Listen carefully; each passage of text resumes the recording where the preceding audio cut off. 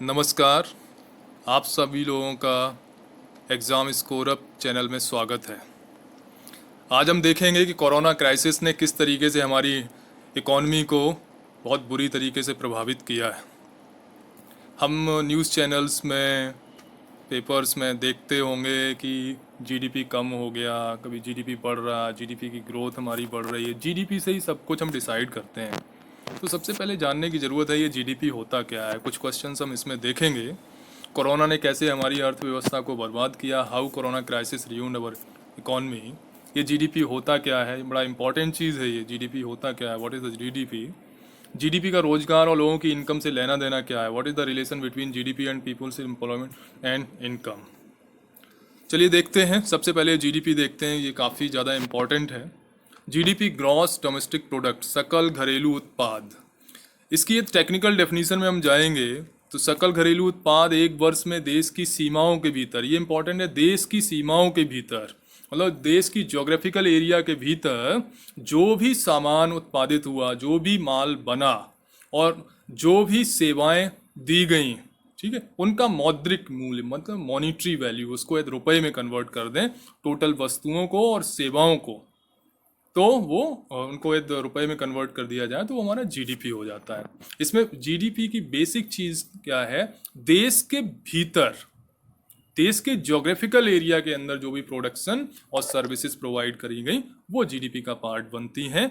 इस नागरिक भी शामिल हैं और विदेशी जो भारत के अंदर रह रहे हैं उनके द्वारा भी जो सर्विसेज और प्रोडक्शन हो रहा है वो भी इंक्लूडेड है। तो ये देखने वाली चीज़ है, बहुत इंपॉर्टेंट चीज़ है। मैं इंग्लिश में भी रीड कर दूं। Gross domestic product is the monetary value of all finished goods and services made with in a country during a specific period. यहाँ स्पेसिफिक पीरियड जब हम जनरली जीडीपी पढ़ते हैं तो हम एक साल का लेते हैं, ठीक है। अब आगे बढ़ते हैं। यदि हम आम आदमी की भाषा में जीडीपी को समझने की कोशिश करेंगे तो टेक्निकल डेफिनेशन मैंने पीछे बताई है, आम आदमी की भाषा में समझने की कोशिश करें तो बड़ा सिंपल सा एक डेफिनेशन हो सकती है जीडीपी की। हमारे देश के भीतर हमारे देश के नागरिकों द्वारा और विदेशी नागरिकों द्वारा एक वर्ष में जो इनकम की गई है, मतलब हमारे लोग जो देश के अंदर रह रहे हैं, काम कर रहे हैं, और जो विदेशी यहाँ पर रह रहे हैं और काम कर रहे हैं, उनकी जितनी भी इनकम आई उन सारी इनकम को जोड़ दिया जाए एक साल के लिए तो हमारे जीडीपी के बराबर हो जाता है। मतलब सीधा सा फंडा ये है कि हम जो कमाते हैं, हमारे देश के लोग जो कमा रहे हैं रोज या एक साल में, जो टोटल इनकम कमाई, जितना हमने पैसा कमाया, वो इस सारे नागरिकों का और विदेशी नागरिकों का इस देश के जोड़ दिया जाए तो वो जीडीपी हो जाता है। तो जीडीपी डायरेक्टली रिलेटेड है हमारे काम धंधे से। हम काम करेंगे तो इनकम होगी, फैक्ट्री चलेगी तो प्रोडक्शन होगा, वहाँ गुड्स बनेंगी, ट्रांसपोर्ट चलेगा तो सर्विसेज प्रोवाइड करी जाएंगी। इसका मतलब है जीडीपी डायरेक्टली प्रोपोर्शनल है इनकम से। मतलब इनकम कम हुई लोगों की, मतलब जीडीपी सीधे ही नीचे आ जाएगा। तो अब हम देखते हैं हमारा जीडीपी है कितना। हमारा जीडीपी 200 लाख करोड़ है एक साल का, 200 लाख करोड़। यदि हम इसको 12 से डिवाइड कर देते हैं तो मोटा मोटा ये 17 लाख करोड़ के आसपास आ जाएगा एक महीने का। मतलब एक महीने का जीडीपी 17 लाख करोड़। ये एग्जैक्ट फिगर नहीं है, थोड़ा बहुत ऊपर नीचे हो सकता है, बट लगभग एक्यूरेट।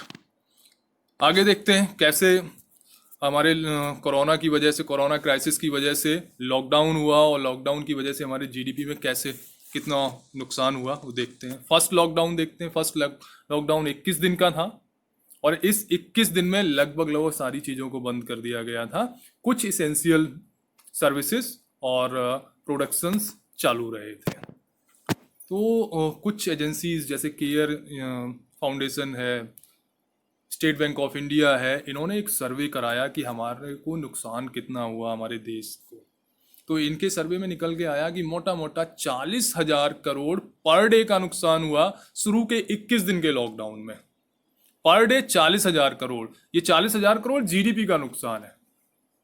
यदि हम 21 दिन में जोड़ लेते हैं 40,000 करोड़ का, 21 में गुणा कर देते हैं तो 8,40,000 करोड़ शुरू के 21 दिन में लॉस हुआ। मतलब हमारे देश के नागरिकों ने, लोगों ने काम नहीं कर पाया तो उनकी कहीं ना कहीं इनकम डाउन हो गई, और प्रोडक्शन नहीं हुआ तो इनकम डाउन हो गई, और वो 8,40,000 करोड़ का शुरुआती 21 दिन में हमारा नुकसान हो गया जीडीपी का।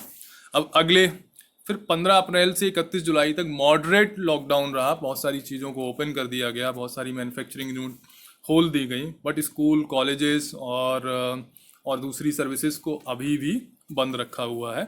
तो यदि हम 15 अप्रैल से 31 जुलाई का एस्टीमेट लें, ये भी एस्टीमेट एसबीआई और केयर फाउंडेशन के सर्वे पर डिपेंड है, जिसमें उन्होंने लगभग एक दिन का 20,000 करोड़ का लॉस उन्होंने एक्सपेक्टेड किया है कि 20,000 करोड़ हमने एक दिन में खोया है जीडीपी में। तो 105 दिन हो गए 15 अप्रैल से 31 जुलाई तक, तो 105 का हम गुणा कर देते हैं, सीधा सा गणित है, कोई कठिन सी चीज़ नहीं है। तो 21 लाख करोड़ आया और 21 लाख करोड़ हमने 31 जुलाई तक, 15 अप्रैल से 31 जुलाई तक 21 लाख करोड़ का हमने जीडीपी में लॉस खाया। अब आगे भी अभी भी हम देख रहे हैं कि अभी भी चीज़ें ओपन नहीं हुई हैं, school colleges coaching institute restaurant transport अभी ओपन नहीं हुए हैं और ये स्थिति आगे भी बरकरार रहेगी।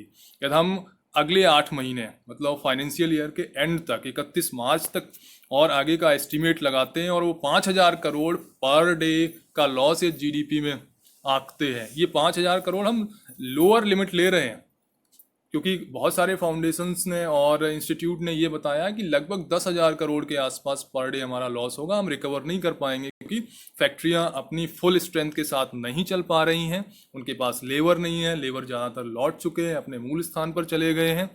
तो लेकिन हम तब भी एक पॉजिटिव एटीट्यूड के साथ 5,000 करोड़ पर डे लेते हैं। तो 8 महीने का 31 मार्च तक 240 दिन हो गए और उन 240 दिन में तो 5,000 का गुणा कर देते हैं तो 12 लाख करोड़ फिगर आता है। 12 लाख करोड़, ये तीनों फिगर्स को जोड़ दिया जाए तो total GDP loss up to 31 March 2021 41 lakh crore के आसपास है। और ये 41 लाख करोड़ हमारे टोटल जीडीपी का कितना हुआ? टोटल जीडीपी हमारा 20 लाख करोड़ था और 41 लाख करोड़ का लॉस हो गया तो 20.7 मतलब मोटा मोटा 21% का जीडीपी में लॉस।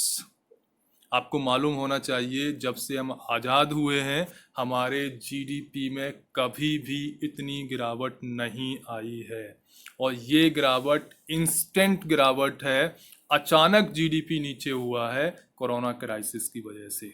तो अचानक बहुत सारे लोगों की जॉब चली गई है क्योंकि जीडीपी 20% 21% कम हुआ, इसका मतलब है रोजगार पर भी सीधा सीधा 20-21% का लॉस हो गया, मतलब बेरोजगारी 20% और बढ़ गई। यदि हमारे यहाँ कामगारों की संख्या यदि हम 30 से 40 करोड़ जोड़ लेते हैं तो मोटा मोटा 8 से 9 करोड़ लोग बेरोजगार हो गए। अब फैक्ट्री ओनर्स जिनका प्रोडक्शन कम हो रहा है, उन्हें मजदूरों की कम ज़रूरत है तो वो मजदूरों की छटनी कर रहे हैं, या ऐसे स्टाफ को जिनकी ज़रूरत नहीं है उनको बाहर निकाल रहे हैं, उनका रोजगार चला जा रहा है, और जिनको वो निकाल नहीं सकते उनकी सैलरी कम कर दे रहे हैं। तो सीधी सी बात है, लोगों के पास पैसा कम हो रहा है, जब जीडीपी कम हो रहा है तो लोगों के पास पैसा कम हो रहा है, और लोगों के पास जब पैसा कम हो रहा है मतलब जीडीपी कम तो इनकम कम, लोगों की इनकम कम है तो सेल्स कम, मतलब हम कोई चीज़ खरीदने के लिए नहीं जाएंगे, खरीदने नहीं जाएंगे तो फैक्ट्री ऑनर जो प्रोडक्ट बना रहे हैं उसकी सेल्स कम हो जाएगी, जब सेल्स कम हो जाएगी, जब चीज़ें बिकेंगी ही नहीं तो फैक्ट्रियां प्रोडक्शन के लिए कहीं ना कहीं उनका मतलब नेगेटिव इम्पैक्ट होगा, तो वो प्रोडक्शन नहीं करेंगी, प्रोडक्शन कम होगा, प्रोडक्शन कम होगा तो सीधी सी बात है रोजगार कम होंगे, रोजगार कम, लो हम एक विशियस साइकिल में फंस गए हैं रिसेशन की, जहाँ पर इनकम कम हो गई। यहाँ पर ये इनकम जनरेटेड है due to corona virus lockdown, corona virus and lockdown effect. Income कम, सेल्स कम हो गई, सेल्स कम हो गई तो प्रोडक्शन कम हो गई, प्रोडक्शन कम हो गया तो एम्प्लॉयमेंट कम हो गया। तो हम अब एक विशियस साइकिल में फंसे हुए हैं, इस दुष्चक्र रिसेशन के दुष्चक्र में फंसे हुए हैं। हाल फिलहाल में हमें नहीं लग रहा कि हम इससे निकल पाएंगे क्योंकि अभी क्राइसिस जारी है। सरकार की इनकम कम हो गई, वो राज्य सरकार हो या केंद्र सरकार हो, जब उनका रेवेन्यू कम हो रहा है तो उनके पास भी इतने ज़्यादा रेमेडियल उपाय नहीं हैं जिससे कि वो लोगों की ज़्यादा मदद कर पाएँ, ज़्यादा प्रोडक्शन के लिए फैक्ट्री ऑनर्स और इंडस्ट्री को एक इन्फ्लक्स दे पाएँ। तो अब धीरे धीरे हम इस क्राइसिस से बाहर निकल पाएंगे अभी हालात ये है कि एक तरीके से कोरोना हमारी इकॉनमी के ऊपर बैठ गया है और हमारी इकॉनमी अभी बहुत बुरी तरीके से ड्रास्टिकली नीचे को गिरी है और अनएम्प्लॉयमेंट का बहुत बुरा हाल है। तो आपको समझ में आ गया होगा कैसे जीडीपी कम होता है, कोरोना क्राइसिस ने कैसे हमारे जीडीपी पर इम्पेक्ट किया, जीडीपी डायरेक्टली कैसे प्रोपोर्शनल है लोगों की इनकम से। मेरा मकसद यही था कि जीडीपी और कोरोना क्राइसिस और लोगों की इनकम कैसे आपस में इंटर रिलेटेड है। आपको समझ में आ गया होगा। यदि आपको वीडियो अच्छा लगा है तो इसको लाइक करिएगा और सब्सक्राइब कर लीजिएगा चैनल। Thank you.